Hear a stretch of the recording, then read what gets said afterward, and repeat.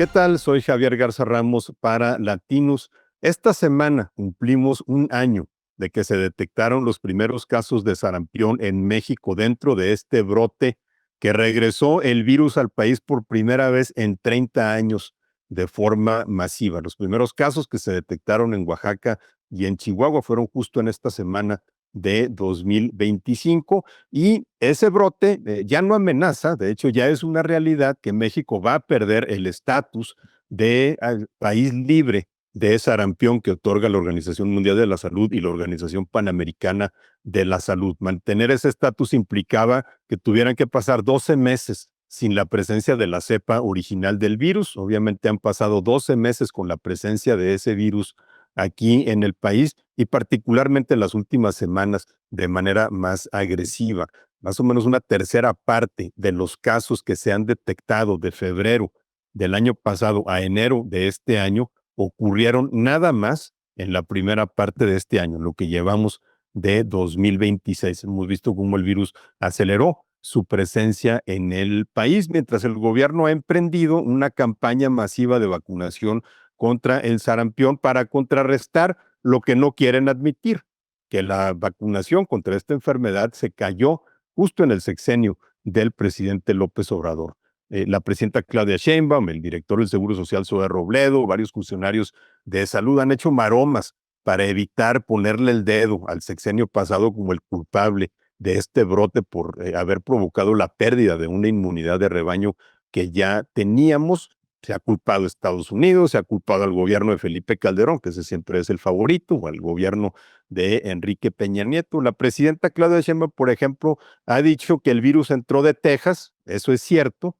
La gran relación que hay, la movilidad constante que hay entre comunidades menonitas del oeste de Texas y del estado de Chihuahua, es probable factor o causa en el brote, ¿no? Dado que estas son comunidades pues resistentes a ponerse las vacunas. Pero la realidad es que esa relación y esa movilidad la han tenido durante años, durante décadas, y nunca antes eso había provocado un brote de sarampión, porque aún si entre esas comunidades el virus se estaba moviendo porque la gente no está vacunada, el virus no podía brincar al resto del país porque ya teníamos una inmunidad de rebaño provocada por una muy exitosa política pública de vacunación infantil que tiene décadas en este país, que es una de las políticas públicas que más sirven como modelo de México en el mundo. Eso es lo que se dejó caer en el gobierno anterior.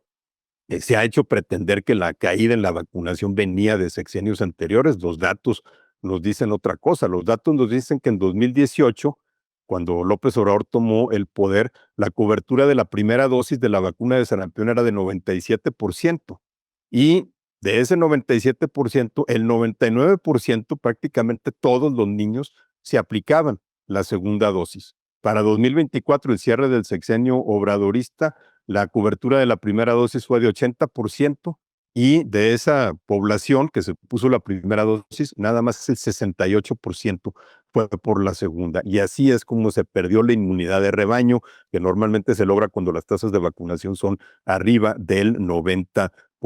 Esos datos simplemente no sostienen la idea de que esto es culpa de gobiernos anteriores. Tampoco lo sostienen por el hecho de que los contagios están afectando sobre todo a la población entre 0 y 10 años de edad.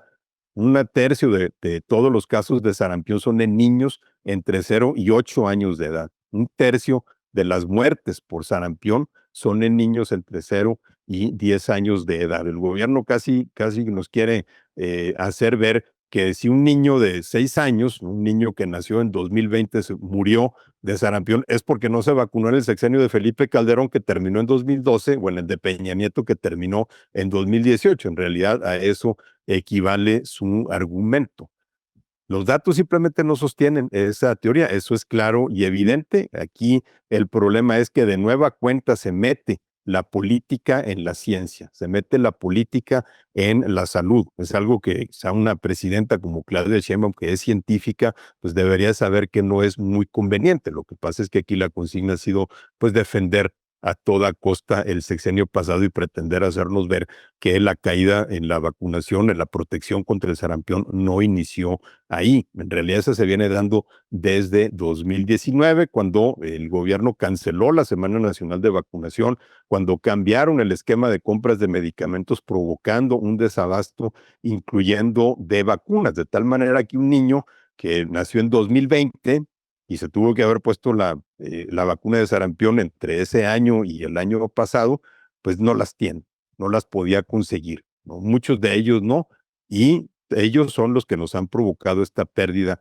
de inmunidad de rebaño, que en México resulta más trágico aún, porque si vemos que el sarampión está en otros países, está en Estados Unidos, está en Canadá, ahí lo vemos porque son sociedades que se han estado haciendo muy resistentes a las vacunas. Ahí es porque hay gente que no se quiere vacunar. El problema en México es que había gente que no se podía vacunar.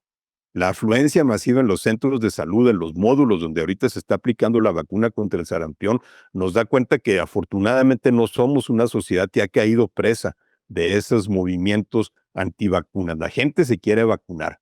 Lo importante es que pueda hacerlo. Ahora puede hacerlo, gracias a Dios. No lo podía hacer en el sexenio pasado.